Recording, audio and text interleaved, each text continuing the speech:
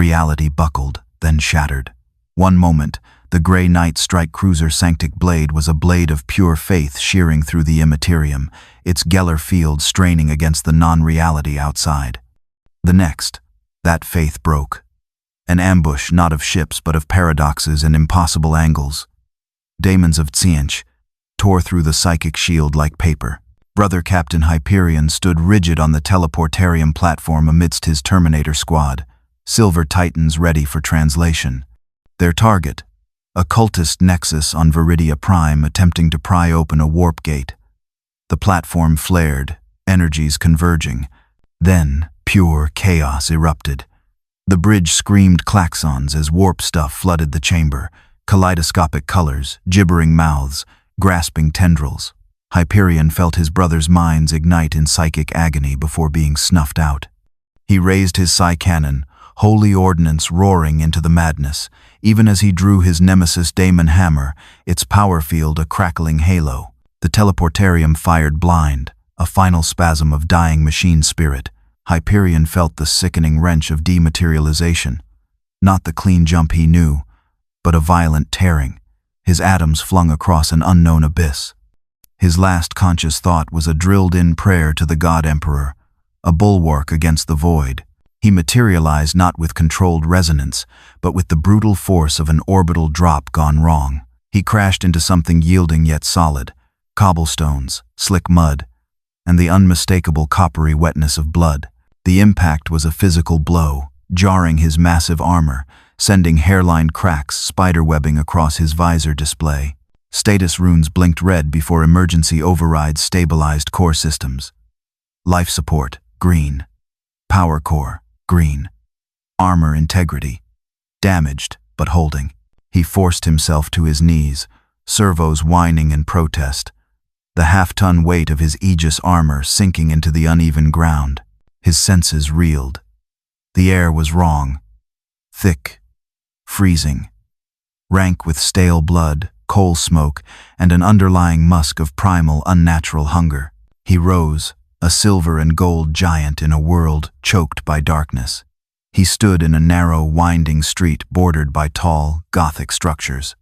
Their architecture was a perversion of imperial grandeur, all leering gargoyles, sharp spires, and iron fences like jagged teeth. Flickering gaslights struggled against a dense, unnatural fog, casting long, writhing shadows.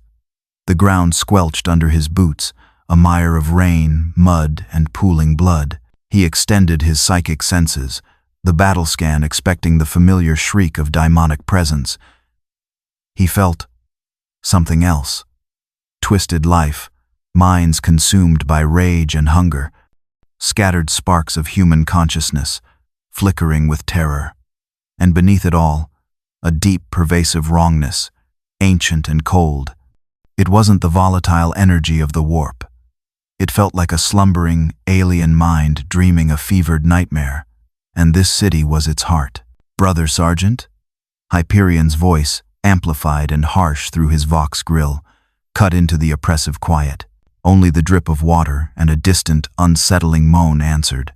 He cast his senses wider, a desperate psychic search for the Emperor's light, the guiding beacon of the Astronomicon across the immaterium.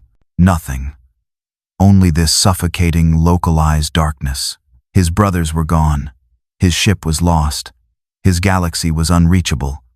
Utterly alone, stranded in an unknown, hostile reality steeped in gore and shadow. Despair was a heresy he could not afford. He was Brother Captain Hyperion, Grand Master of the Sentinels of Purity. His mission parameters had shifted, but his sacred duty was immutable. He had found a world drowning in its own corrupted blood, infested with abominations born of mutation and rage. It was, functionally, another daemon world. His purpose remained singular. He ignited the power field around his nemesis Daemon hammer. The colossal weapon hummed, its head wreathed in crackling blue-white energy. For the Emperor, he intoned, the words a prayer, a vow, and a sentence of death. His one-man purge of Yharnam had begun. Hyperion began his advance through the benighted streets of central Yharnam. His heavy ceramite boots slammed onto the cobblestones with a rhythmic, thunderous tread. a sound that seemed to momentarily silence the unseen, unsettling noises of the city. His autosenses pierced the fog, painting his visor display with thermal signatures and movement indicators. The city was not empty. It was teeming. The first wave came at him from the alleys and doorways. They were humanoid, yes, but horribly changed. Some were gaunt, their bodies covered in rags, wielding crude torches and pitchforks, their faces contorted in masks of mindless, animalistic fury. Others were larger, their bodies beginning to swell and distort, fur sprouting from their skin, their limbs elongating into claws. The Yarnamites, deep in the throes of the scourge of beasts. Hyperion's tactical analysis was swift and unforgiving. Classification: mutants, abhumans, potential daemonic hosts. Threat level: minimal individually, significant in swarm formation. Action: purge. He did not attempt communication. He did not offer warning. These creatures were clearly lost to any semblance of humanity. They were vectors of corruption, filth to be cleansed. He raised his wrist-mounted psy-cannon. The weapon, a complex piece of Imperial technology that fired mass-reactive bolts psychically charged with his own holy power, whined as it charged. He unleashed a single, controlled burst. 4 bolts, each the size of a man's fist, screamed through the fog. They struck the charging mob. The effect was devastating. Each bolt detonated with a concussive roar and a flash of pure, white, sanctified energy. The Yarnamites caught in the blast radius didn't just die. They were atomized, their corrupted flesh and bone instantly incinerated, leaving behind only expanding clouds of ash and the lingering scent of ozone. The surviving mob faltered, their mindless rage momentarily replaced by primal terror. They had never faced a weapon like this, a handheld cannon that fired bolts of pure annihilation. Hyperion ceased fire. Ammunition for the psy-cannon was finite. He drew his nemesis daemon hammer, its power field crackling. He charged into the remaining Yarnamites, a silver and gold juggernaut of righteous fury. The hammer rose and fell. It did not simply crush, it sanctified. Each impact was accompanied by a flash of blue-white energy. A charging beastman, its claws extended, was met by a downward swing. The hammer crushed its skull, but simultaneously, the holy energy discharged, and the creature's body dissolved into black smoke, its corrupted essence unmade. He moved through them with the terrifying efficiency of an Astartes. His Terminator armor was impervious to their crude weapons. Pitchforks scraped harmlessly off the ceramite. Torches sputtered against the blessed plating. He was a walking fortress, and his hammer was the wrath of a god. He noticed something significant. His weapons, particularly the Nemesis hammer, seemed unusually effective against these creatures. In his own reality, purging mutants often required overwhelming physical force. But here, his psychically attuned wargear seemed to strike not just at their bodies, but at the source of their corruption. The beast scourge, as his autosenses were beginning to classify the local phenomenon based on overheard whispers and environmental cues, seemed to have a spiritual, almost demonic component. This confirmed his initial assessment. This world was not merely plagued by mutation. It was suffering a localized warp incursion, a spiritual disease manifesting as physical corruption. He finished his purge of the first street, leaving behind only swirling ash and the lingering echo of his booming litanies. He paused, performing a swift mental canticle of cleansing, ensuring no psychic taint had touched his own soul during the engagement. His sensors picked up a new reading. A massive life form, radiating immense levels of the same corrupted energy, moving with unnatural speed on the rooftops nearby. A high-priority target. He looked up, his blue lenses piercing the fog. On the roof of a nearby chapel, silhouetted against the pale, sickly moon, a colossal beast unfurled itself. It was easily 30 feet tall, its body emaciated and skeletal, yet rippling with unnatural muscle.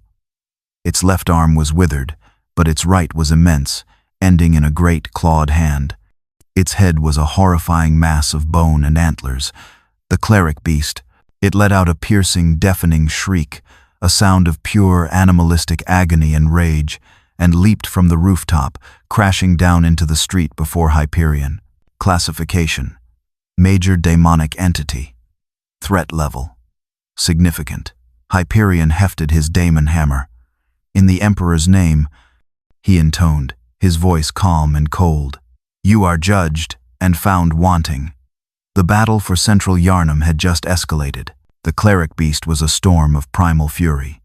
It moved with a terrifying speed that belied its immense size, its massive clawed hand smashing craters in the cobblestones where Hyperion stood moments before. Its shrieks were sonic assaults, waves of pure, maddening sound that battered against the Grey Knight's psychic defenses. Hyperion met the onslaught with disciplined precision. He was a fortress of faith and ceramite, his Terminator armor absorbing the glancing blows that would have pulped any mortal man. His movements were economical, conserving energy, waiting for an opening. He was used to fighting greater daemons, beings of immense power and cunning. This creature, though powerful, was just a beast, driven by pain and rage, predictable. He saw his chance. As the beast reared up for another crushing blow, Hyperion sidestepped and swung his nemesis daemon hammer in a wide, powerful arc, aiming for the creature's legs. The hammer connected with a sickening crunch of bone, amplified by a flash of blue-white energy. The beast shrieked, not just in pain, but in spiritual agony, as the sanctified weapon struck at its corrupted essence.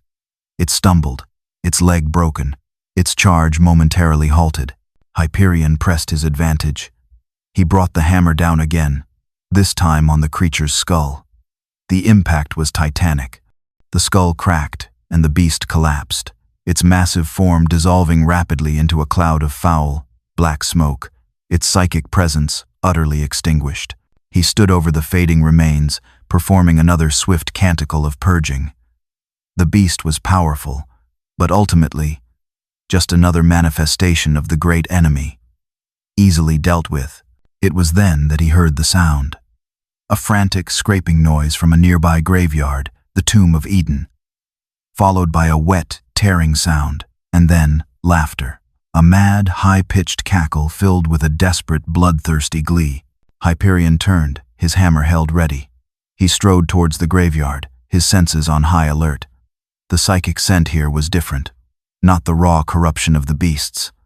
This was human, but twisted, broken, drowning in a frenzy of violence. He entered the graveyard. Tombstones lay shattered. The ground churned up, and in the center, a figure stood hunched over a partially unearthed coffin, tearing at the corpse within with ragged claws. He wore the long coat and tricorn hat of the local hunters Hyperion had glimpsed, but his form was changing. He was growing taller, his limbs elongating, his back arching, his face contorting into a bestial snarl. Father Gascoigne, lost to the bloodlust. Gascoigne looked up, his eyes glowing with a yellow feral light. He saw not a Grey Knight, but a massive, silver beast invading his territory. With a wordless, inhuman roar, he launched himself at Hyperion. He moved with an unnatural speed and agility that surprised even the Space Marine. He wielded a hunter axe, swinging the heavy, cleaver-like weapon with a berserker's fury. He also carried a firearm, a primitive blunderbuss, which he fired at point-blank range. The spray of pellets struck Hyperion's chest plate, the impact loud but harmless, the projectiles flattening against the thick ceramite. But the sheer, unpredictable ferocity of Gascoigne's assault was something new. He wasn't fighting with tactics or discipline. He was fighting with pure, instinctual, blood-crazed rage. Hyperion found himself on the defensive for the first time. He parried the axe blows with his hammer, the impacts jarring. He tried to create distance, but Gascoigne was relentless, sticking to him like a shadow, his transformed beast-like claws scrabbling for purchase on the Terminator armor. "Die, beast, die!" Gascoigne snarled, his voice a distorted, inhuman growl. Hyperion recognized the taint. This was not simple mutation. This was possession, or something akin to it. A human soul utterly consumed by the warp stuff of this corrupted world. There was no saving him. There was only the Emperor's peace. He waited for his opening. Gascoigne, in his frenzy, overextended, swinging his axe in a wild overhead chop. Hyperion sidestepped, letting the axe crash into the muddy ground. Before Gascoigne could recover, Hyperion brought his daemon hammer down. He did not aim for the head, he aimed center mass. The hammer struck Gascoigne's chest with the force of a thunderclap. The impact shattered bone, ruptured organs, and discharged a devastating pulse of sanctified energy. Gascoigne's transformed body didn't just break, it seemed to collapse in on itself, the bestial features receding, leaving behind only the broken, bloody form of a man. He lay still in the mud, his eyes wide, a single, final tear tracing a path through the grime on his cheek. Hyperion looked down at the corpse. He felt no triumph, only a cold, grim certainty. This world didn't just corrupt the flesh, it corrupted the soul. It turned men into monsters. His purge would have to be absolute. There could be no half measures. While Hyperion stood over the body of Father Gascoigne, performing the rites of absolution for a soul he deemed irrevocably lost, his psychic presence, amplified by the battle and the raw emotion of the encounter, sent ripples through dimensions he could not perceive. In a quiet, impossible garden, bathed in the soft, ethereal light of a perpetual twilight, Gehrman, the first hunter, sat in his wheelchair. He was trapped in the hunter's dream, the nexus of the hunt, bound to the will of the slumbering Great One that resided there. He was the caretaker of hunters, the guide for those caught in the endless cycle of blood and nightmare. He felt Hyperion's arrival in Yharnam as a sharp, discordant note, a psychic presence utterly unlike the hunters he knew.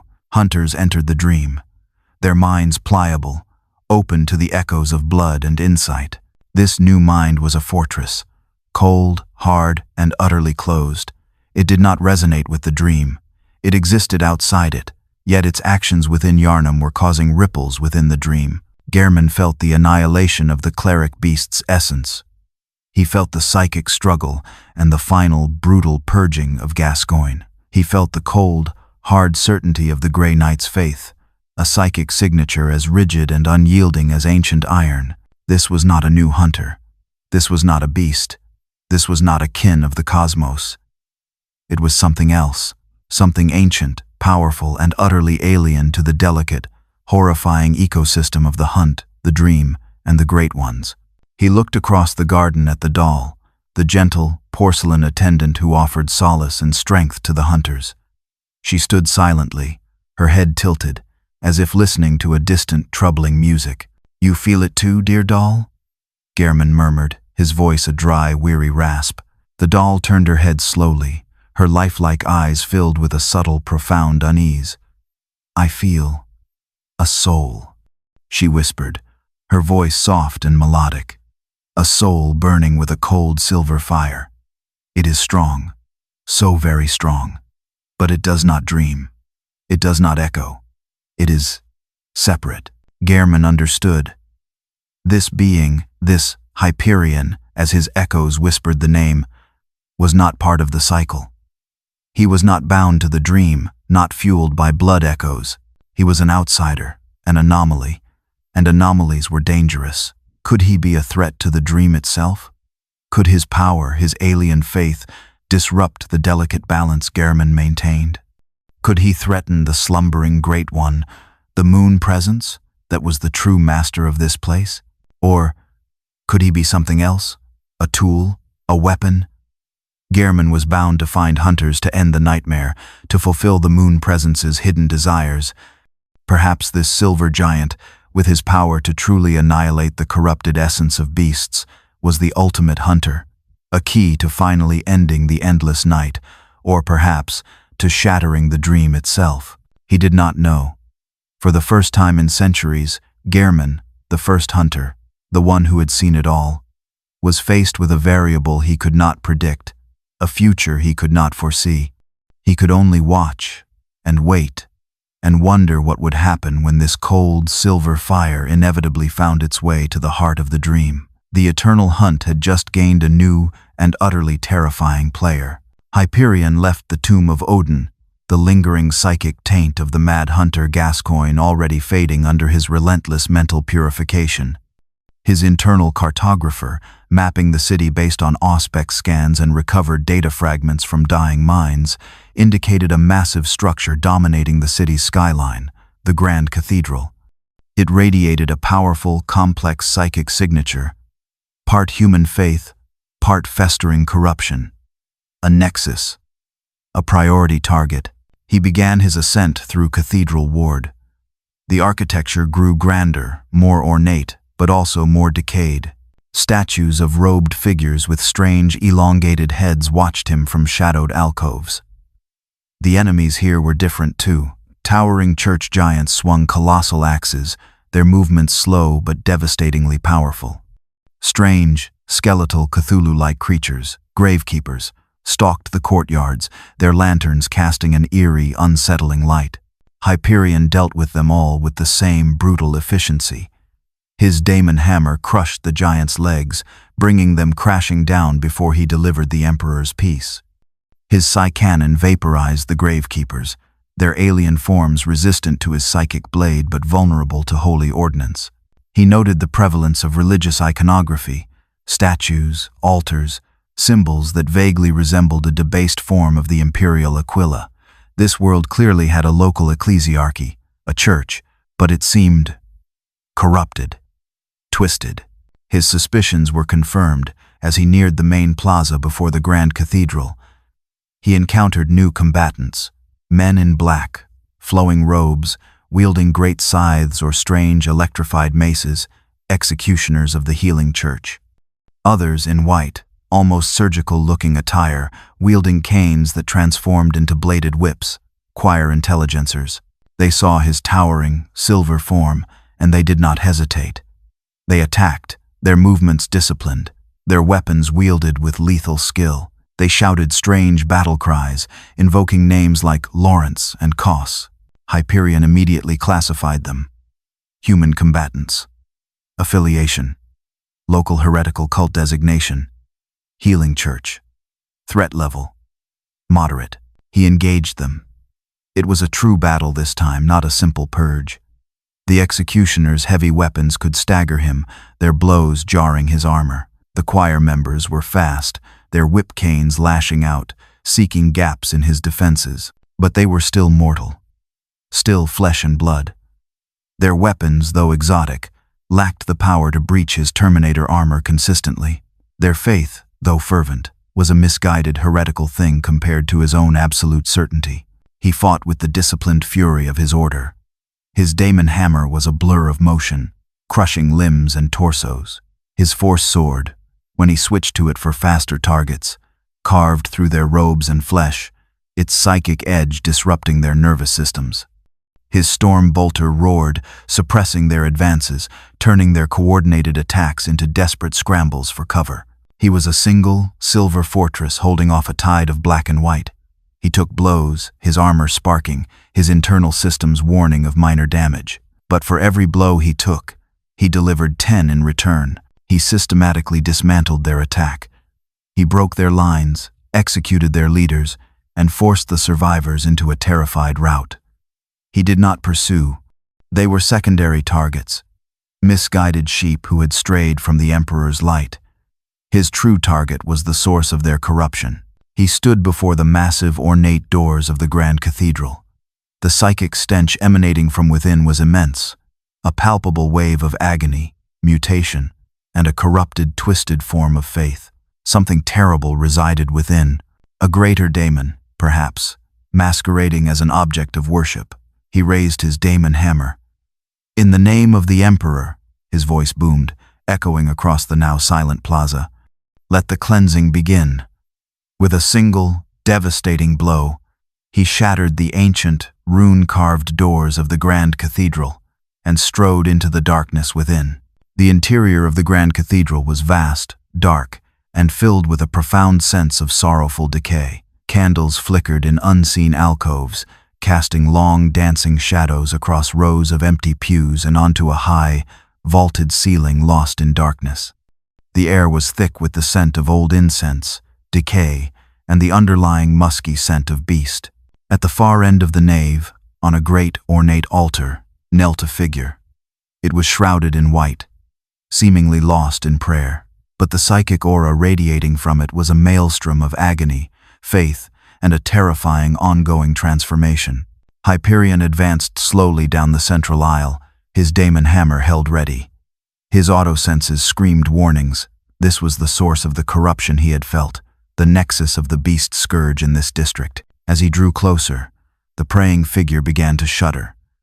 A low, guttural moan escaped its lips, a sound that was both a prayer and a prelude to a scream. Bones began to snap and elongate beneath the white robes. Fur sprouted, claws burst forth. The figure rose, no longer human, but a towering, emaciated monstrosity, its limbs impossibly long, its head thrown back in a silent, agonizing howl towards the unseen heavens. Vicar Amelia, consumed by the scourge. Classification: greater demonic entity. Probable host: possessed, human female. Primary threat vector: physical mutation. Uncontrolled rage: daemon. Hyperion's voice echoed in the cavernous space. Your profane existence ends now. Amelia turned, her now bestial eyes fixing on the silver giant. She let out a deafening, piercing shriek, a sound of pure, unadulterated agony and rage, and she lunged. The battle was a whirlwind of white fur, silver armor, and holy fire. Amelia was incredibly fast, her long limbs carrying her across the nave in bounding leaps. She attacked with tooth and claw, her blows carrying an immense, desperate strength. Hyperion met her fury with cold, disciplined force. His Terminator armor withstood her claws, the adamantium alloy screeching but holding firm. His daemon hammer was a blur of blue-white energy, each impact sending shockwaves through the beast's body. He struck her flank, and she howled, the holy energy of the hammer causing her corrupted flesh to smoke and dissolve. She retaliated, grabbing his arm in her massive claws and hurling him across the nave. He crashed into a row of pews, shattering the ancient wood, but rose instantly, unharmed. This was different from the cleric beast.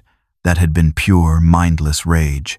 Amelia fought with a strange, terrifying mixture of bestial fury and something else, a lingering, corrupted remnant of desperate, pleading faith.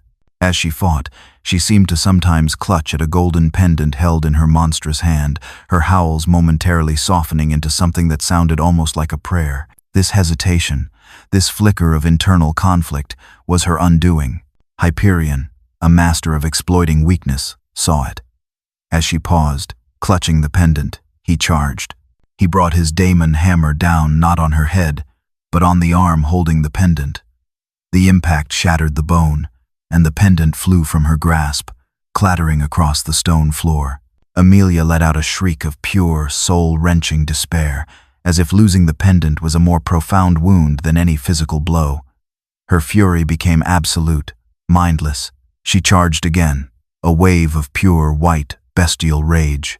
Hyperion was ready. He met the charge, planting his feet, bracing his hammer. As she lunged, her great maw open, he swung the hammer in a final devastating uppercut. The hammer struck her jaw, the impact shattering bone, the holy energy surging through her skull. Her eyes rolled back, the bestial light fading from them. Her massive form went limp, collapsing onto the cathedral floor. But the death was strange. Unlike the other beasts, she did not immediately dissolve into ash. Her form began to shrink, the fur receding, the claws retracting. For a brief, unsettling moment, the form on the floor was that of a young woman in white robes, her face peaceful, before she finally dissolved into a cloud of swirling gray smoke. Hyperion stood over the spot, his hammer lowered. He had purged the daemon. But the lingering psychic residue, it was not the familiar, triumphant echo of chaos defeated. It was quiet, sorrowful, filled with a profound sense of tragic, corrupted faith. A seed of doubt, cold and unwelcome, entered his mind for the first time. Were these truly just daemons? Or was the nature of this world's corruption something far more complex and far more tragic than his simple binary faith allowed for? He crushed the doubt with a mental litany of purity. Doubt was heresy. There was only the emperor and the enemy. All else was illusion. But the seed remained, buried deep beneath the iron of his will. After the purging of Vicar Amelia, the grand cathedral fell into a profound, echoing silence. Hyperion stood before the now cleansed altar, his mind still troubled by the nature of the beast's demise. He scanned the area, his auto-senses probing the shadows, his psychic senses reaching out for any lingering taint. He found something. Not a demonic presence, but an object. Hidden in an alcove behind the altar, shrouded in shadow, was a human skull. It was ancient, yellowed, and strangely elongated. It radiated a faint, peculiar psychic energy, not of corruption but of knowledge, forbidden knowledge. It felt like a Horadric cube or a similar artifact, but steeped in something far more alien. Driven by a tactical need to understand his enemy, Hyperion cautiously approached the skull. It resembled the skull Lawrence held in visions, a key to deeper understanding. As his gauntleted hand reached out, brushing against the cold bone, a jolt, not of energy, but of pure information, shot through his mind. It was not a psychic attack. It was an involuntary download. A stream of raw, unfiltered, and utterly alien concepts flooded his consciousness. He saw impossible geometries. He saw vast, cosmic entities adrift in a black, silent void. He saw eyes, hundreds of eyes, opening in the fabric of reality itself. He saw the concept of insight, not wisdom or knowledge, but a form of perception that peeled back the layers of reality to reveal the horrifying eldritch truths beneath. His mind, a fortress built of 66 psychic wards and absolute faith, recoiled violently. This was not the chaotic, emotional madness of the warp. This was a cold, indifferent, and utterly alien madness. The madness of a universe that was fundamentally hostile to the very concept of human reason. He stumbled back from the skull, his helmet's vox grill emitting a low, guttural growl. The visions faded, but the feeling remained. The world around him seemed thinner, less solid. The shadows in the corners of the cathedral seemed deeper, filled with unseen, rustling movement. He looked up, and he saw it, clinging to the high, vaulted ceiling of the grand cathedral, like a grotesque, multi-limbed insect, was a creature of nightmare. Its body was skeletal, elongated, its head a mass of tentacles and unblinking milky white eyes. An amygdala. His auto-senses registered nothing. His thermal scanners showed nothing. His psychic senses detected a massive, powerful presence, but one that felt strangely passive, distant, as if it existed on a different plane of reality altogether. Classification: major warp entity, stealth capabilities, extreme, hostility, unknown. He raised his psi cannon, targeting runes flashing across his visor. But the entity did not react. It simply watched him, its numerous eyes swiveling with a slow, ponderous, and utterly alien curiosity. He hesitated. His doctrine demanded the immediate purging of all warp entities, but this creature, it was not attacking. It was simply there, a silent, horrifying observer. He lowered his weapon slowly. His understanding of this reality, his simple binary classification of threats into daemon, mutant, heretic, and xenos, was beginning to feel dangerously inadequate. He strode out of the grand cathedral and back into the rain-swept streets. The world looked different now, sharper, more fragile. He glanced up at the spires of the surrounding buildings, and he saw them. More of them. Amygdala, clinging silently to the Gothic architecture, their unseen forms now made partially visible to his newly, unwillingly opened perception. They were everywhere. They had always been everywhere. He simply hadn't had the insight to see them. This was not a daemon world in the way he understood it. This was not simply a world under siege by the warp. This was a world that existed on the very precipice of an entirely different kind of abyss, a cosmic void filled with beings whose motives and nature were utterly, terrifyingly incomprehensible. His faith was his shield, but he now knew, with a chilling certainty, that his shield might not be strong enough against the sheer, mind-breaking truth of this reality. Hyperion's crusade continued, but his purpose was now tinged with a new, unsettling awareness. The world was not just corrupted, it was fundamentally wrong. The passive, unseen horrors his newfound insight revealed were a constant, grating presence at the edge of his senses. He needed answers, not just tactical intelligence, but a deeper understanding of the metaphysical laws that governed this nightmare reality.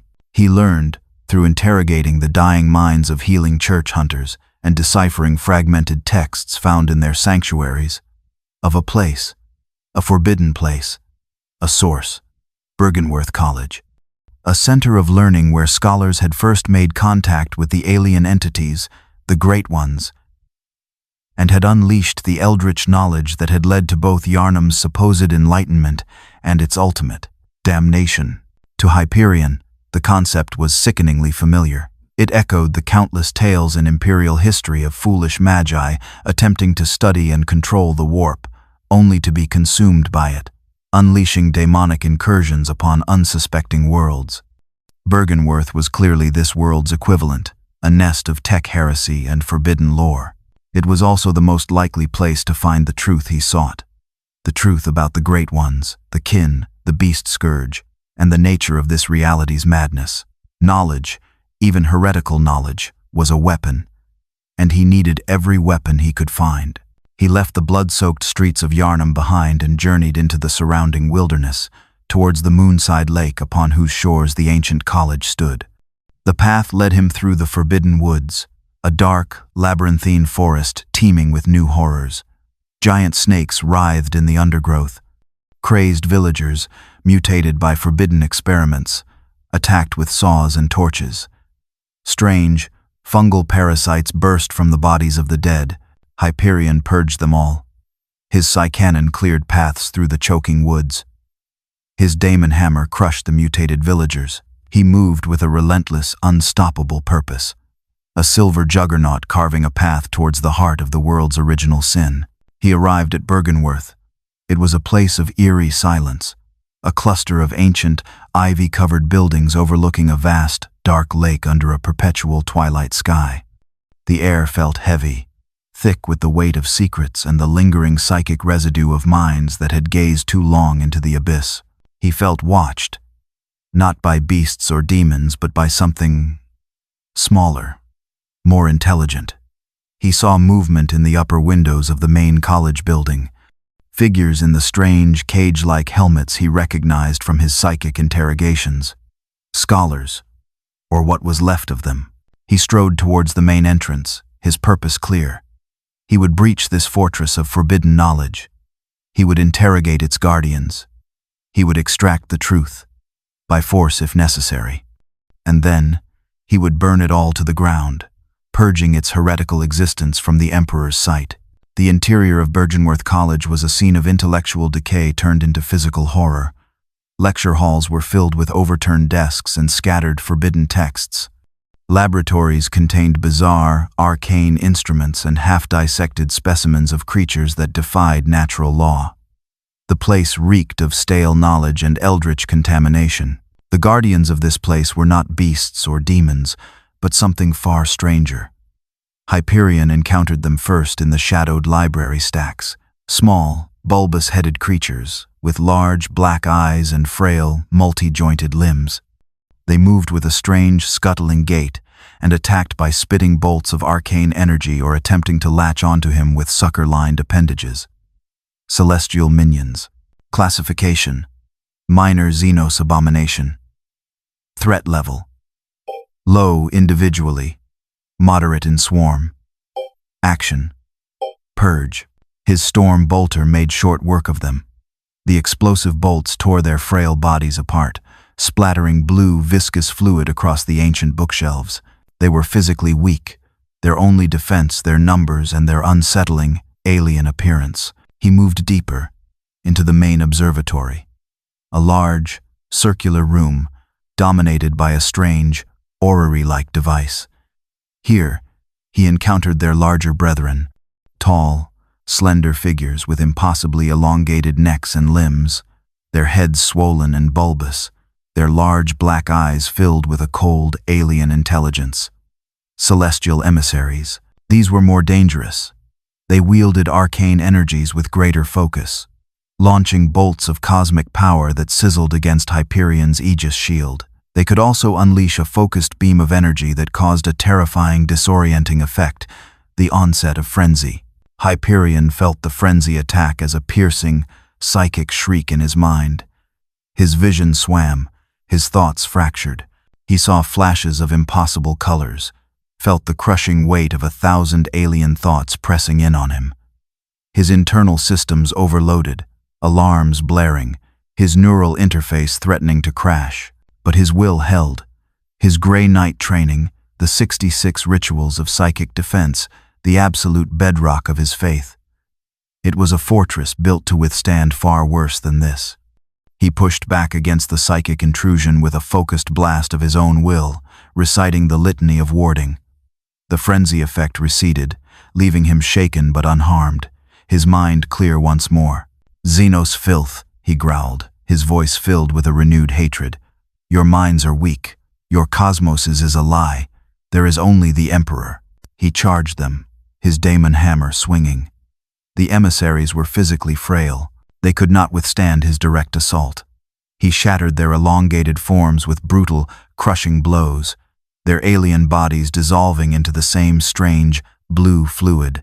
He also encountered the Gardens of Eyes, strange, plant-like creatures covered in blinking, watchful eyes that attacked with venomous projectiles. He burned them with his psi cannon, their alien biology no match for holy Prometheum surrogate fire. He purged the college systematically, room by room. He found cryptic notes, diagrams of constellations that did not exist in imperial charts, treatises on the nature of insight and the old blood. It was all meaningless, heretical babble to him. The ravings of madmen who had consorted with aliens and dabbled in powers they could not comprehend. He finally reached the balcony overlooking the moonside lake. And there, waiting for him, bathed in the pale, ethereal moonlight, was the source of Byrgenwerth's madness. The gatekeeper, the being that awaited Hyperion on the balcony overlooking the moonside lake, was an abomination of a different order. It resembled a colossal, pale, caterpillar-like creature, covered in bulbous, unblinking eyes. Its head was hard and white, like porcelain or bone. It lay passively on the surface of the dark, placid lake, seemingly unaware or unconcerned by his presence.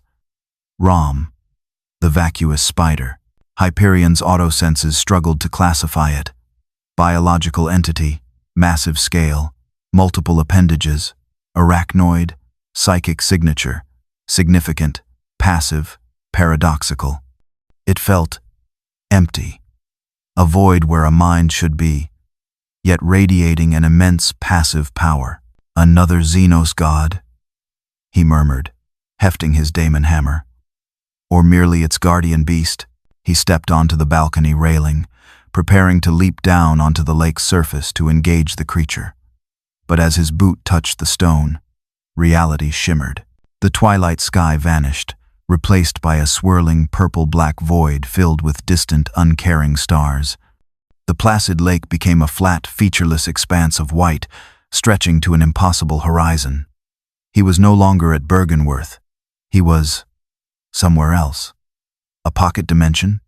A psychic projection? Rom still floated before him, but it was no longer alone.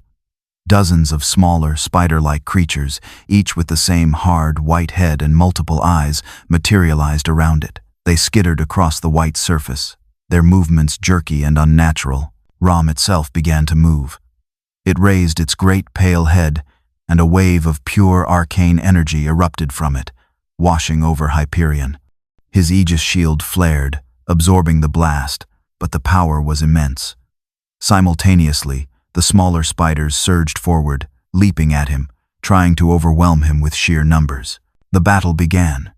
It was a frustrating, disorienting ordeal. The smaller spiders were individually weak, easily crushed by his hammer or vaporized by his psi cannon. But they were numerous, and they exploded upon death, showering him with arcane energy that chipped away at his shield. Rom itself was the true threat. It would periodically unleash waves of arcane energy, forcing Hyperion onto the defensive. It would also summon great pillars of blue-white energy, calls from beyond that erupted from the white ground beneath him, requiring constant, agile evasion that was difficult in his heavy Terminator armor. Worse, the creature itself seemed almost invulnerable. His Psy-cannon bolts dissipated harmlessly against its pale hide. His daemon hammer struck with thunderous force, cracking its porcelain-like shell, but causing no apparent pain, no reduction in its passive, vacuous resistance. This was not a battle of strength or skill. It was a battle against a living puzzle, a creature whose very nature seemed to defy conventional combat. Hyperion realized the key: the smaller spiders. They were not just minions, they were extensions of Rom's own being, or perhaps protective nodes. He changed his tactics. He ignored the colossal creature and focused entirely on systematically, ruthlessly purging the smaller spiders. He became a whirlwind of silver and gold, his hammer crushing, his Psy-cannon blasting, his force sword, drawn for speed, carving through the lesser creatures. He moved with a relentless, focused fury, ignoring the arcane assaults from Rom itself, trusting his armor and his faith to endure. One by one, the smaller spiders were annihilated. As the last one dissolved into arcane dust, Rom let out a silent, psychic scream. Its passive defense was gone. It was vulnerable. Hyperion turned his attention back to the main creature. He charged across the white expanse, his daemon hammer held high. Rom thrashed weakly, its great pale body shuddering, its multiple eyes rolling in a slow, ponderous panic. He reached it. He raised his hammer for the final, sanctifying blow. He brought it down onto the creature's hard, white head. The impact was not a simple crunch. It was a shattering. Rom's physical form exploded in a shower of pale light and arcane energy. The pocket dimension collapsed. Hyperion found himself back on the balcony of Bergenworth, the twilight sky now replaced by a deep, blood-red moon hanging low and heavy in the sky. A baby cried somewhere in the distance, a thin, chilling sound. Reality felt thinner now, more fragile. The barrier between the waking world and the nightmare had been irrevocably weakened. He had defeated the gatekeeper, but in doing so, he had perhaps unleashed something far, far worse upon the world. The blood moon had risen, and the true madness was about to begin. The descent of the blood moon cast Yharnam into a new, deeper layer of nightmare. The familiar streets were now twisted into impossible, Escher-like geometries. The air was thick with a palpable sense of dread, and the very stones seemed to weep blood. The creatures of the night were more numerous, more aggressive, their forms even more distorted and terrifying. But Brother Captain Hyperion was undeterred. The weakening of reality only confirmed his assessment. This world was fundamentally unstable, a festering wound in the fabric of existence that required immediate, radical intervention. His victory over Rom had granted him new insight, new whispers of forbidden knowledge gleaned from the creature's dying consciousness. He now knew of the Upper Cathedral Ward, the secret sanctum of the healing church's elite, the choir. And he knew of their blasphemous experiments, their attempts to commune with, and perhaps even become, the alien entities they worshipped. He returned to the Grand Cathedral, his purpose now surgical. He sought the key to the Upper Ward, a place described in Rom's dying thoughts as a place of ascension and eyes. He found it, after purging a new wave of church hunters who seemed even more frenzied under the blood moon, in a hidden chamber filled with strange, arcane artifacts. He ascended to the Upper Cathedral Ward. The place was an eerie, silent ruin, starkly different from the blood-soaked chaos of the lower city. It was a place of cold, sterile horror. Strange, gelatinous creatures, celestial minions, drifted through the darkened corridors like malevolent jellyfish. Brain trusts, grotesque masses of gray matter and eyes, floated in hidden alcoves, their psychic gaze capable of inducing frenzy. Hyperion moved through the ward like a force of righteous judgment. His Psy-cannon made short work of the frail kin. His iron will, fortified by the litany of mental purity, resisted the frenzy attacks. Though the psychic strain was immense, causing blood to trickle from his helmet's vox grill. He found the Lumenflower Gardens, a bizarre, beautiful and utterly horrifying place where strange glowing plants grew in profusion, tended by more of the bulbous-headed celestial minions. It was a garden of alien life, a Xenos infestation at the heart of the human city. He cleansed it with holy fire, his psycanon turning the beautiful alien garden into a smoking ruin. He finally reached the Great Hall, the celestial emissary's domain. The chamber was vast, dominated by a great, shattered window overlooking the blood-red moon, and in the center of the room stood the emissary itself, a towering blue mushroom-headed creature surrounded by a host of its smaller brethren. It radiated an aura of cold, alien intelligence and immense, unfocused arcane power. Behind it, Hyperion saw the remnants of the choir, scholars in white robes, their bodies hideously mutated, their heads swollen into bulbous eye-covered masses, chanting in a blasphemous chorus. Classification: Major Xenos Entity, Possible Brood Lord. Supporting Psychers: Hereticus Extremis. Action: Exterminate. The battle was brief and brutal. The celestial emissary fought with raw, unfocused arcane power, summoning meteorites of cosmic energy that exploded against Hyperion's armor. The mutated choir members attacked with spells that warped reality and induced frenzy. Hyperion ignored the choir. His target was the leader. He charged through the arcane storm, his daemon hammer held high. He smashed through the ranks of the lesser kin, their frail bodies exploding like balloons filled with blue fluid. He reached the emissary. The creature let out a high, fluting cry, a sound that was both beautiful and terrifying, and unleashed a massive blast of cosmic energy. Hyperion met it head-on, his aegis shield flaring, his armor groaning under the strain. He pushed through the blast and brought his hammer down. The celestial emissary shattered like glass, its alien form dissolving into a shower of blue sparks and fading starlight. With their leader gone, the mutated choir members shrieked in terror. Hyperion turned to them, his blue lenses burning with cold fire. He raised his psycanon. There was no mercy, only the Emperor's judgment.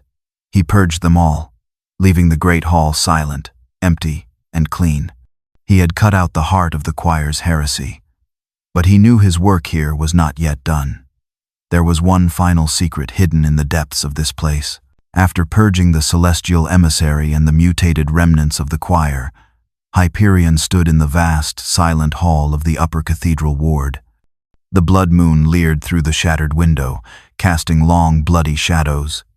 His psychic senses, honed by centuries of war against the unseen, felt a lingering, powerful presence.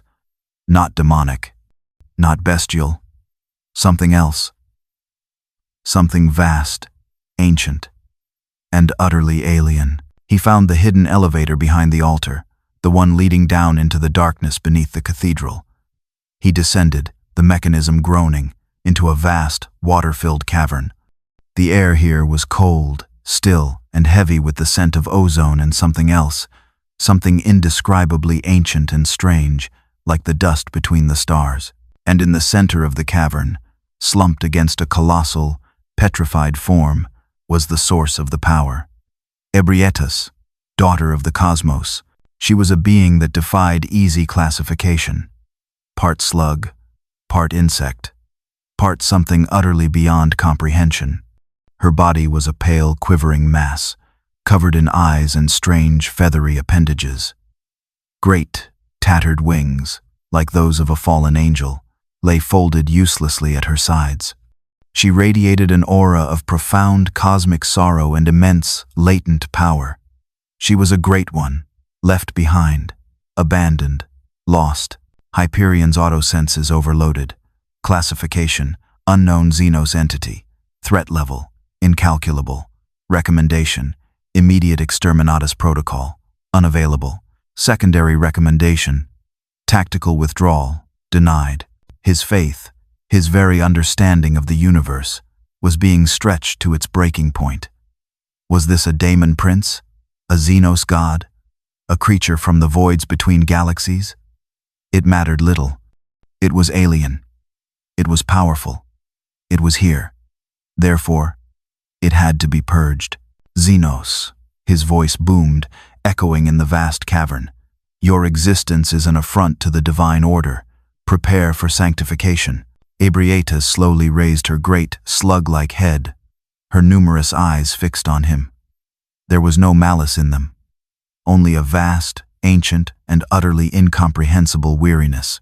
Then she opened her mouth, and a sound emerged, not a roar or a shriek, but a low, vibrating hum that resonated in Hyperion's very bones, in his very soul. It was a song of cosmic despair, a lament for lost stars and dead galaxies, and it carried with it a wave of pure, concentrated frenzy. Hyperion staggered, clutching his head, his helmet's vox emitting a burst of static. This was not the unfocused frenzy of the lesser kin.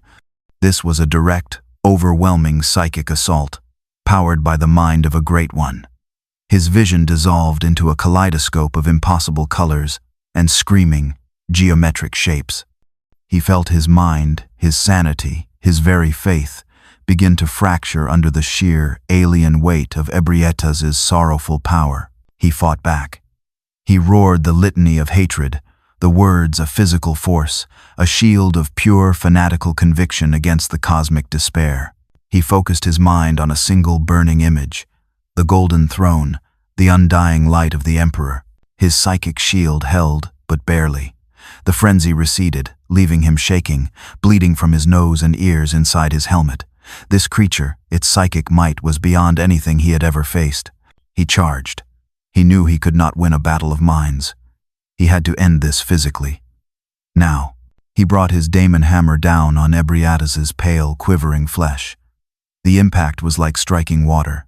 His hammer sank deep, and a wave of blue cosmic fluid erupted. But the creature barely seemed to register the blow. It retaliated, slamming a great tentacled appendage into his chest, sending him flying across the cavern to crash against the far wall. His armor held, but the force was immense. He rose, spitting blood inside his helmet. Ebrietas was now fully roused, her sorrow replaced by a cold, alien fury. She charged him, surprisingly fast for her bulk, her great head lowered like a battering ram. She fired beams of pure arcane energy from her eyes, bolts of cosmic power that punched smoking holes in the cavern floor. Hyperion met her charge. He fired his psi cannon, the blessed bolts exploding against her hide, causing her pain but not stopping her. He swung his hammer, connecting with her head, staggering her. The battle was a brutal, chaotic affair. Hyperion was pushed to his absolute limit, his armor failing, his psychic reserves dwindling. He was fighting a god, a creature whose very existence defied the laws of physics and sanity he understood. But he was a Grey Knight. He did not yield. He did not break. He saw his chance. Ebrietas reared up, preparing to unleash her ultimate attack, a devastating blast of cosmic energy gathered from the void itself. In that moment, her chest, the core of her being, was exposed. Hyperion poured the last of his strength, the last of his faith, into one final strike. He hurled his nemesis daemon hammer like a holy spear. The hammer flew true, wreathed in blue-white psychic fire. It struck Ebrietas directly in her core. The explosion was not physical, it was metaphysical. A silent, blinding flash of pure white light filled the cavern, followed by a wave of absolute, deafening silence. When Hyperion's vision cleared, Ebrietas was gone. Not dissolved into ash, not unmade. Simply gone.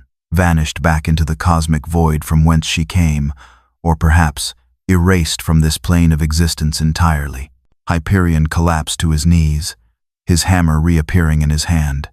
He was alive, victorious, but the encounter had left a deep, psychic scar. He had faced a true god of this reality, and he had survived. But he now knew, with a chilling certainty, that the daemons he understood were merely the foot soldiers in this war. The true enemy was something far older, far stranger, and far, far more powerful. His crusade felt suddenly terrifyingly small against the scale of the true abyss. The defeat of Ebrietas and the continued influence of the blood moon tore the final veil from Hyperion's perception.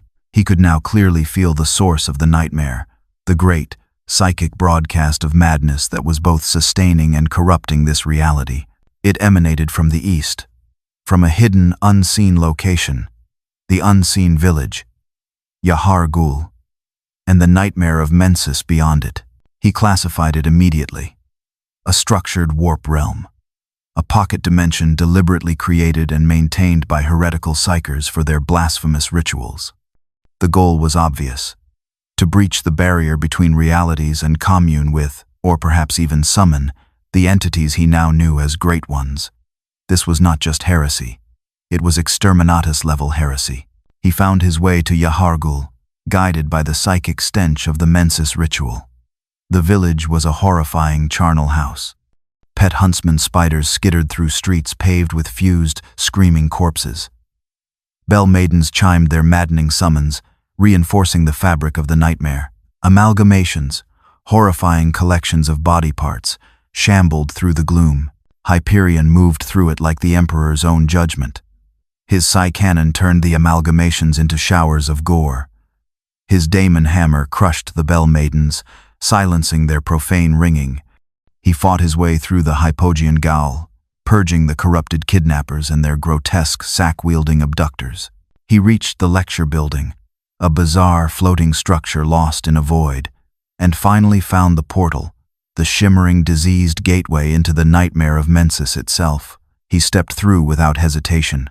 The nightmare was a violation of sanity, a twisted, broken reflection of Yharnam, floating in a black, starry abyss under the gaze of a colossal dead moon. Strange, silver beasts, nightmare apostles, crawled through the broken streets.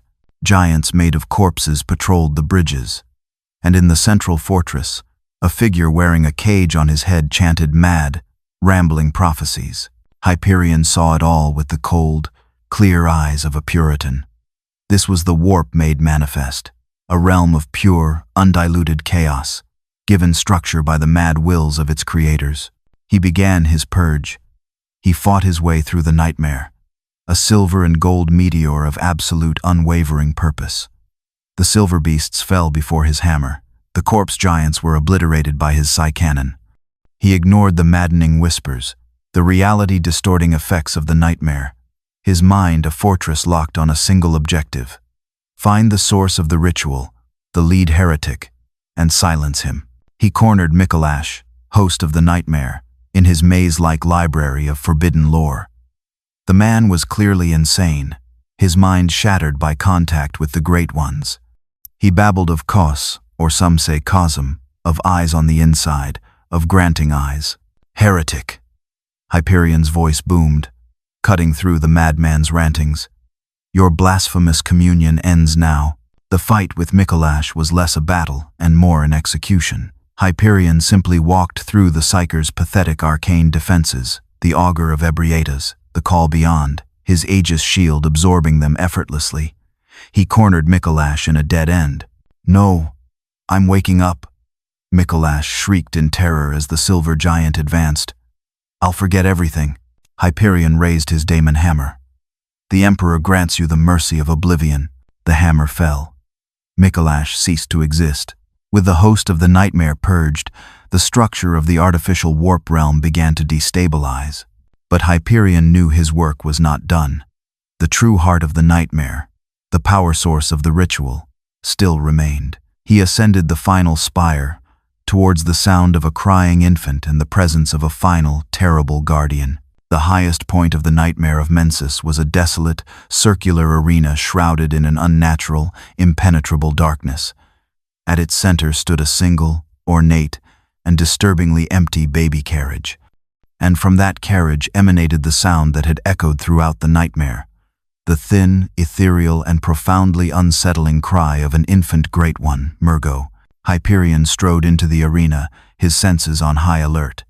He could feel a powerful, chilling presence lurking in the darkness, a guardian bound to protect the slumbering infant god. It materialized from the shadows without a sound. A tall, multi-limbed figure, draped in black, tattered robes. Its form was indistinct, its face hidden, but in its numerous hands, it wielded long, gleaming silver blades. Murgo's wet nurse.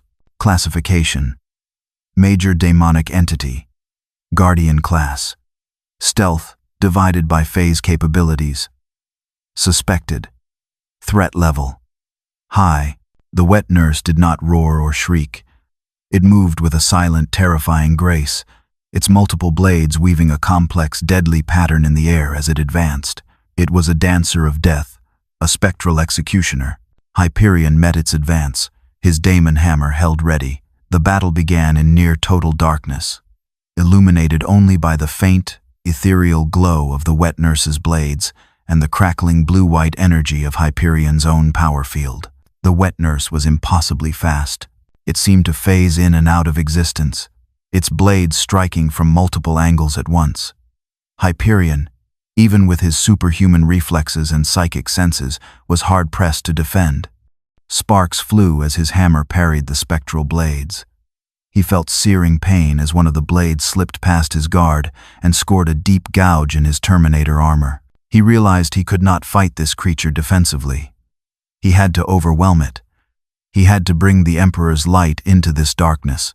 He unleashed a psychic blast, the cleansing flame. A wave of pure, white soul fire erupted from him, momentarily illuminating the entire arena, forcing the wet nurse back, its shadowy form seeming to recoil from the holy light. In that brief moment of illumination, Hyperion charged. He swung his daemon hammer not with precision, but with the full, overwhelming force of his augmented strength and righteous fury. The hammer connected with the wet nurse's core. The spectral form flickered violently. The creature let out a high, thin shriek, a sound not of pain, but of surprise and disruption. Its multiple blades flew from its grasp, clattering uselessly on the stone floor.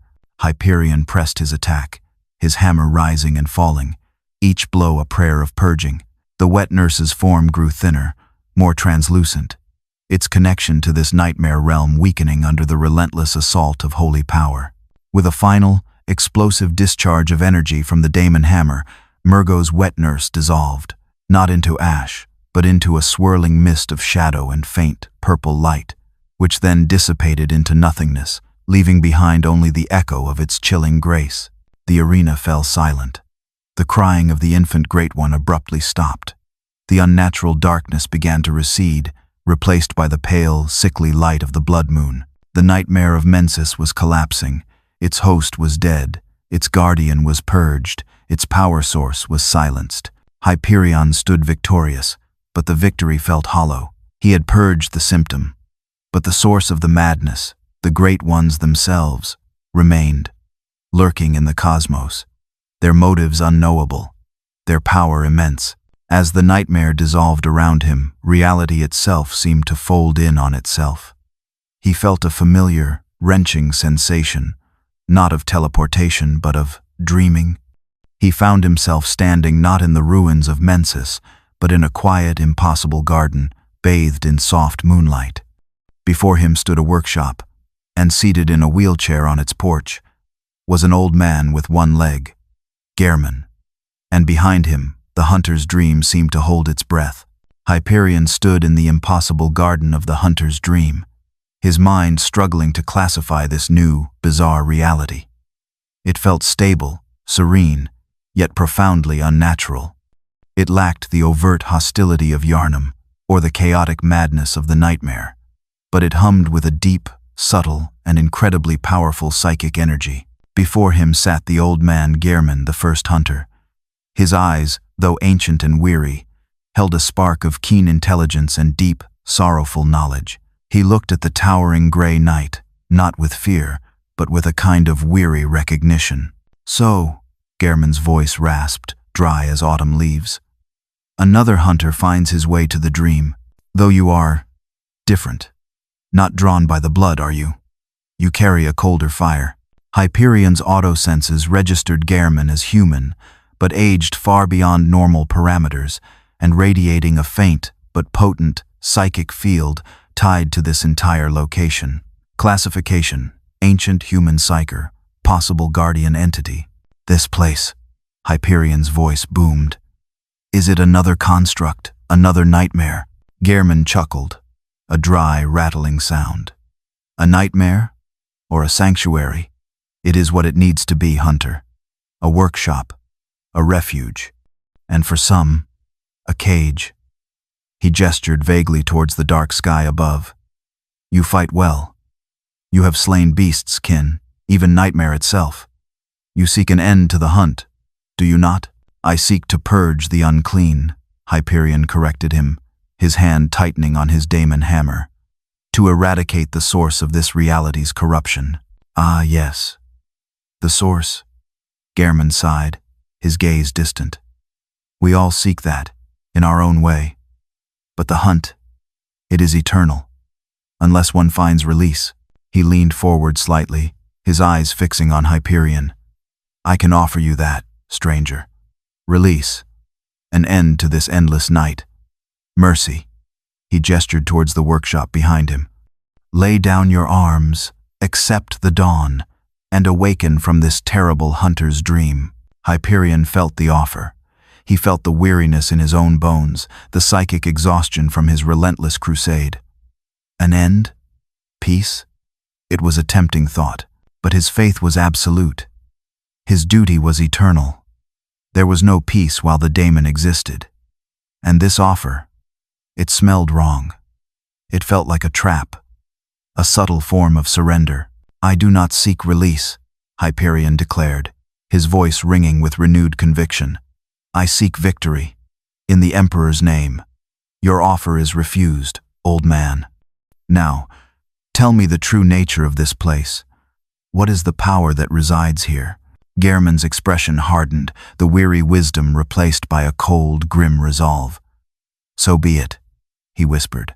He slowly, deliberately rose from his wheelchair, standing tall on his one good leg and his peg leg. He reached behind him and drew a massive curved scythe, the burial blade. Tonight, Gehrman joins the hunt. He moved with a speed that defied his age and infirmity, the burial blade a blur of silver in the moonlight. He was faster than Gascoigne, more skilled than any church hunter. He was the first hunter, and his deadly grace was a thing of legend. Hyperion met his assault. Hammer clashed against scythe. It was a duel of titans, the Emperor's chosen against the moon's puppet. Gehrman fought with the skill of centuries, his blade weaving intricate patterns, seeking the weaknesses in Hyperion's armor. Hyperion fought with the power of faith and the discipline of his order, his hammer blows shaking the very fabric of the dream. The battle was brutal. But ultimately, Hyperion's sheer power and resilience prevailed. He shattered the burial blade with a focused psychic blast, and before Gehrman could react, brought his daemon hammer down in a final, regretful, but necessary blow. Gehrman collapsed, his ancient body dissolving into faint wisps of dream stuff. Hyperion stood victorious, but the victory felt empty. He had slain the guardian, but he could feel the true master of this place stirring. The moon above the dream, which had been pale and serene, turned a deep, bloody red. The sky itself seemed to bleed, and from the blood moon, a presence descended. It was a creature of impossible, eldritch geometry. Pale, skeletal, almost graceful, yet radiating an aura of immense, cosmic power and chilling, inhuman hunger. Its head lolled, its limbs seemed boneless, and it drifted down towards Hyperion like a falling angel of nightmare. The moon presence. Flora. Of the moon. Of the dream. Classification. Warp entity supreme. Great Old One equivalent. Threat level. Incalculable extremis. Hyperion raised his hammer one last time. He had faced down daemons, Xenos gods, and corrupted mortals. Now, he faced the heart of the dream itself. His final battle had begun. The battle against the moon presence was unlike any conflict Hyperion had ever experienced. It was not a fight against flesh or spirit in the way he understood them. It was a war against a concept, an entity that existed on a plane far removed from the physical realities he knew, even the mutable realities of the warp. The moon presence did not attack with claws or fire in the conventional sense. It attacked reality itself. It unleashed waves of blood-red energy that warped the fabric of the hunter's dream, causing the ground to ripple, the workshop to distort, and Hyperion's own senses to rebel. It attempted to embrace him, to drain his very essence, his psychic echoes, as it did with the hunters it enslaved. Hyperion fought back with the only weapons he had, his faith, his psychic power, and his sanctified war gear. His Aegis shield flared, not against physical blows, but against the reality-warping effects of the Great One's presence. His Terminator armor, designed to withstand the horrors of the Immaterium, proved surprisingly resilient against the eldritch assault. His psychic powers, the sanctic disciplines honed to fight daemons, had a strange, unexpected effect on the moon presence. They were anathema, a force fundamentally opposed to the chaotic, psychic nature of warp entities. The Great Ones of Yharnam were not daemons, but they were creatures of a similar, psychic, non-material nature. Hyperion's soul fire, his bolts of pure, emperor-given will, struck the moon presence not as physical blows, but as direct attacks on its cosmic consciousness. The creature recoiled, letting out a silent, psychic shriek of pain and surprise. It had existed for eons. It had manipulated civilizations. It had fed on the dreams and nightmares of countless souls. It had never encountered a power quite like this, a power born of pure, rigid, and utterly uncompromising psychic order. The battle raged, a silent, invisible war fought with wills and concepts in the heart of the dying dream. Hyperion could feel his own power waning. He was immensely powerful, but he was a finite being. The moon presence was a creature of the cosmos, its power seemingly limitless. He knew he could not destroy it. Not truly. It was too vast, too alien. But he could hurt it. He could repel it. He gathered every last ounce of his faith, every last spark of his psychic fire. He focused it all into his nemesis, Daemon Hammer. The weapon became a star of pure silver light, burning with the cold, hard fire of absolute, imperial certainty. He charged the moon presence, roaring the final verses of the litany of purity. He swung the hammer. The impact was not an explosion. It was a sundering. The hammer struck the moon presence's core, and a wave of pure anathema energy washed through its eldritch form. The moon presence did not die. It did not dissolve. It recoiled, its form flickering, wounded on a fundamental, cosmic level. It let out a final, silent shriek of agony and frustration, and then it retreated, ascending back towards the bleeding moon, vanishing into the cosmic void from whence it came. It was not destroyed, but it was broken, defeated, driven from its own dream. Hyperion stood alone in the now silent, empty hunter's dream. The blood moon faded, replaced by the familiar, pale twilight. The garden was still. The workshop was empty. Gehrman was gone. The doll stood silently by the steps, her porcelain eyes watching him. He had won. He had purged the beasts. He had cleansed the corruption. He had defeated the nightmare. He had even driven back a great one. He had, by the bloody standards of his order, succeeded in his mission. But he was trapped, the hunter's dream. Its master wounded and retreated, now recognized a new presence at its heart, a being of immense power, of unshakable will, who had taken the place of the first hunter. The dream latched onto him, subtly, irrevocably. He could feel it. He could not leave. The path back to his own reality, which had perhaps only existed through the nightmare's instability, was now closed forever. He was the new guardian, the new caretaker, the new prisoner. He looked out at the impossible garden, at the tombstones that marked the passage of countless forgotten hunters. His crusade was not over. It had simply changed. His war against the darkness was no longer a purge across worlds. It was now an eternal, silent, and utterly lonely vigil, trapped in a forgotten dream, forever guarding against the return of the cosmic horrors he had driven back, and forever haunted by the silence where the Emperor's light should be. Brother Captain Hyperion, Grand Master of the Sentinels of Purity, had won his war, only to inherit his enemy's prison. His long watch had begun.